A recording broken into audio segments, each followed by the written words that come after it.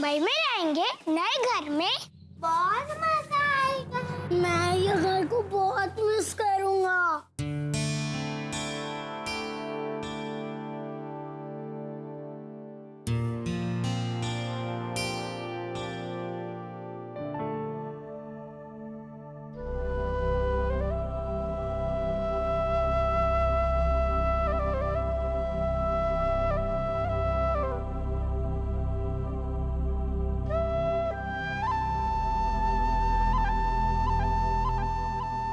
Professionally हमने decision तो ले लिया है घर को छोड़कर जाने का, लेकिन आज घर छोड़ते वक्त बहुत तकलीफ हो रही है।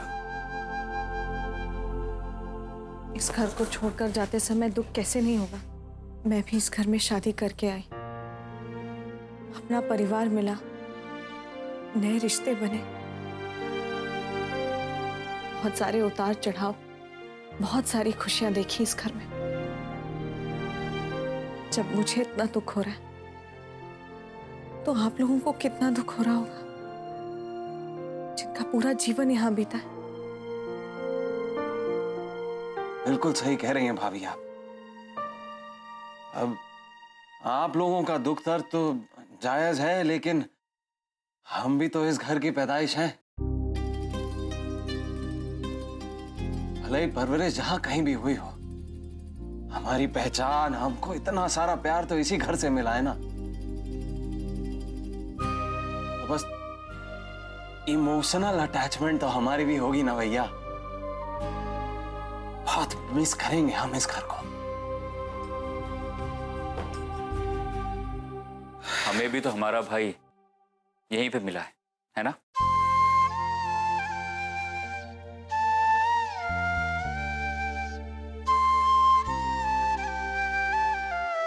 आप सब लोग यहीं दुखी हो रहे हो, लेकिन अपने बाबूजी के बारे में भी सोचो, वो कितना दुखी होंगे। सुबह से 10 बार फोन आ चुका है और हर बार बस इस घर के बारे में ही बात करते हैं। इतनी बातें सुनाई हैं उन्होंने मुझे, इतना कुछ बताया है इस घर के बारे में कि ऐसा लगता है मैं इस घर के बारे में, आप सबके बारे में सब कुछ जानती हूँ। अरे भाभी, भैया का दोबारा फोन आया है, जाइए बात कर लीजिए। माँ, आप सब चिंता मत कीजिए। देखिए ना, इस घर ने हमने कितना कुछ दिया है। आज हम लोग सब साथ में हैं और इसी प्यार को हम तोहफे के रूप में अपने साथ लेकर जा रहे हैं। चलो वेदिका। अरे तुम लोग गले लग लग के इतने दुखी क्यों हो रहे हो? मेरे भगवान की कसम, हम लोग नए शहर में जा रहे हैं, नए घर में रहने, नया जीवन शुरू करेंगे। चलो चलो आगे बढ़ो, चलो चलो चलो चलो, चलो। देर हो रही है।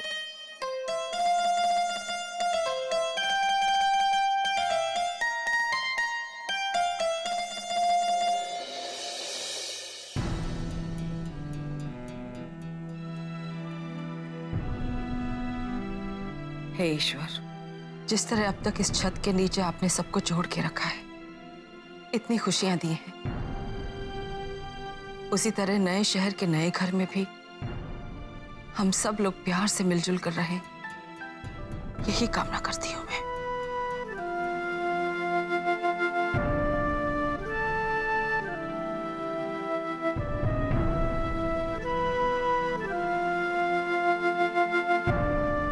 माँ, भाभी।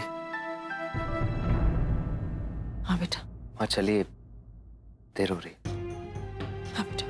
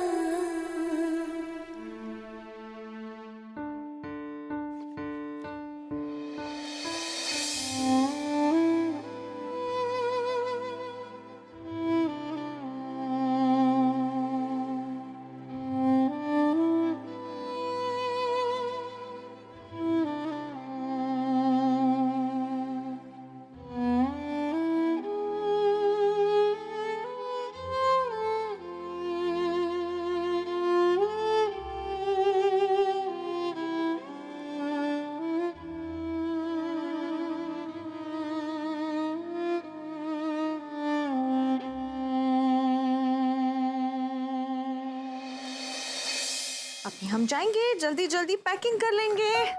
अरे आरती, ये बेबी को संभालो, मैं किचन में बुआ जी के साथ पैकिंग करा देती हूँ।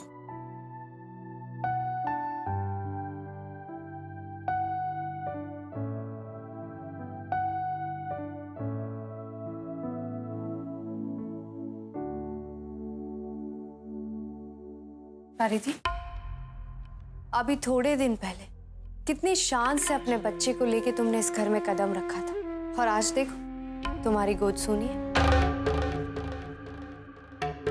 वो देखो,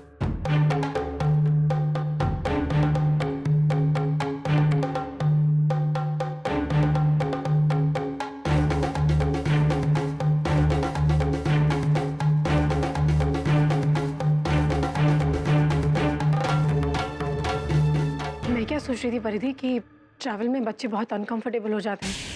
इतना लंबा सफ़र है, इतने सारे लोग, शोर शराबा, बहुत बेचैन हो जाएगा ये भी। तो मैं इसे अपने पास ही रखती हूँ।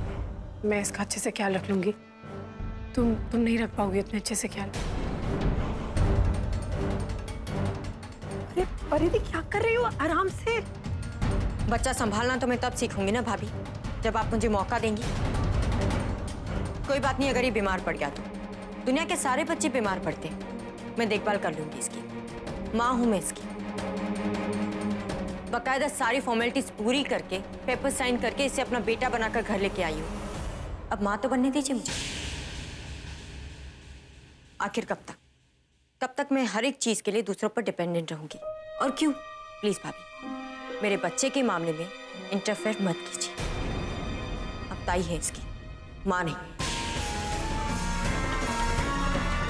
मेरे बेटे में अपने आयु को ढूंढने की कोशिश मत कीजिए। आई होप आप समझ गई होंगी। ये तुम क्या कह रही हो?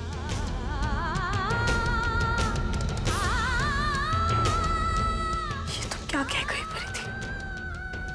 ये तुमने क्या कह दिया?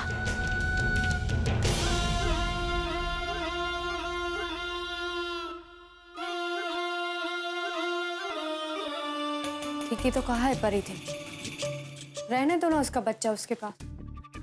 किसी और के गंदे खून में तुम अपने बच्चे की झलक क्यों देखते हो? बस इशिता बहू, इस मासूम के लिए तुम्हारे मुंह से ऐसी बात ना निकले, इस बात का ध्यान रखना बेटा। ये बच्चा किसका है, इसकी जात क्या है, धर्म क्या है, अब हमें इन बातों से कोई मतलब नहीं, क्योंकि ये बच्चा अब सिंधिया परिवार का हिस्सा है। परिधि और प्रतीक ने इस बच्चे को अपना नाम देकर कितना बड़ा पुण्य का काम किया है। काश सब लोग ऐसे होते, तो हर अनाथ बच्चे को अपने सर के ऊपर सिर्फ एक छत ही नहीं मिलती, बल्कि प्यार और इज्जत भी मिलती।